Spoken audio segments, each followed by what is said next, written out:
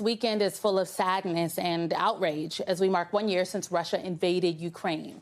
Right now in Washington, D.C., protesters are demanding more action be taken against Russian President Vladimir Putin for his ongoing assault on the Ukrainian people and the rising death toll that he's causing. And the D.C. demonstration is just one of many around the globe. Among the shows of support, both a building in Miami and the Sydney Opera House were turned into virtual versions of the Ukrainian flag.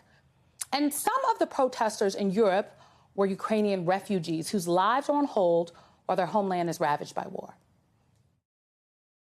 I want to show people, as much people as I can, that we want to survive. We want normal life. We want to, our life back. I have no home now. I have no future now, but I want it back. White House National Security Advisor Jake Sullivan said support to Ukraine will continue despite a fight in Congress. And the U.S. has unveiled new sanctions against Russia aimed at squeezing them out financially.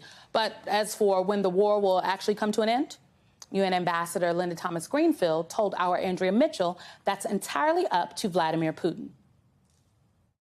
It's in his hands to pull his troops out of Ukraine.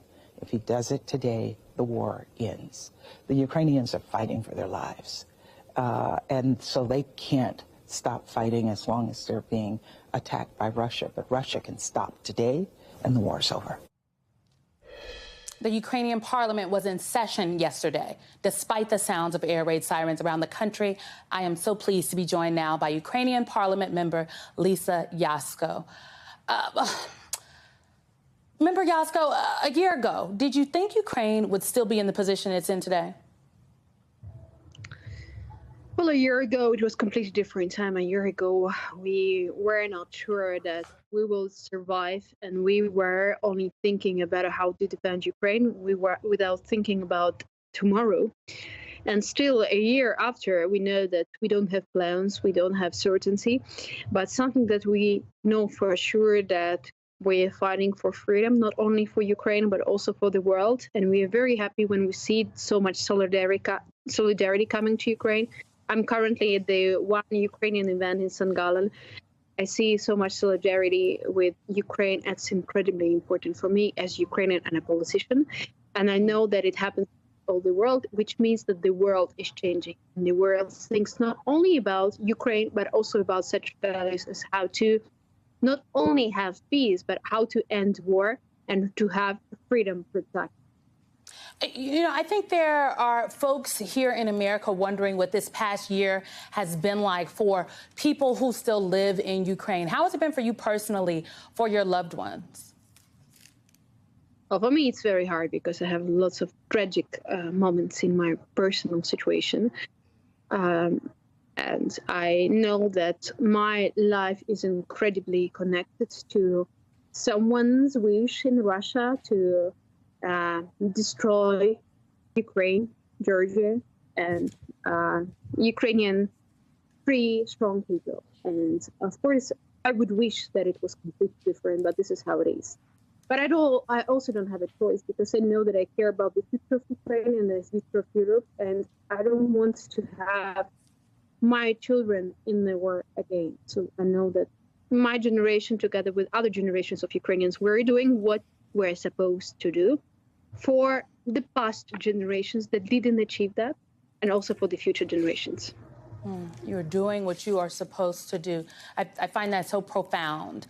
I know that you were able to actually attend the recent Munich Security Conference meeting, and you met with French President Emmanuel Macron.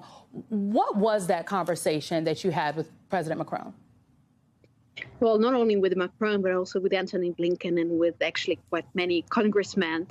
Well, the conversation were very warm, and this is something that have changed during this year, because a year ago, everyone was telling me and my colleagues, don't go back to Ukraine, form a parliament in exile, run away from Ukraine.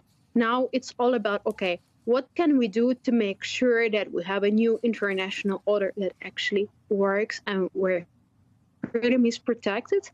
And I'm very happy to hear from such people as Emmanuel Macron, who admits that he had his own mistakes, that he believed Putin when actually it was a mistake and it was a lie coming from Putin.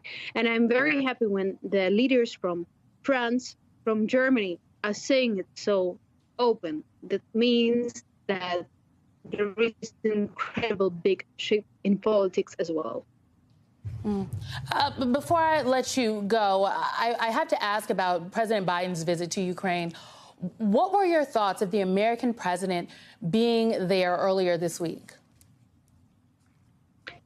You know, I don't know any Ukrainian person who would not talk about the President Joe Biden and how they are grateful that he came to Ukraine and it was such a secret visit, and that how he managed to do it in such a special way.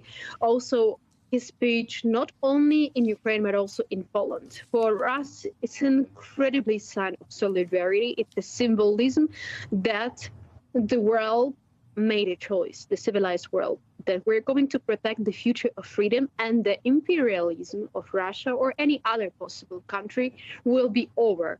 And this fight is our mutual fight where we help each other. And for us, it's a question of weapons and the military support that we received from our partners. And we are very grateful that US is taking such an important lead that will allow us not only to have a victory future, but also to save lives of Ukrainian people, of course.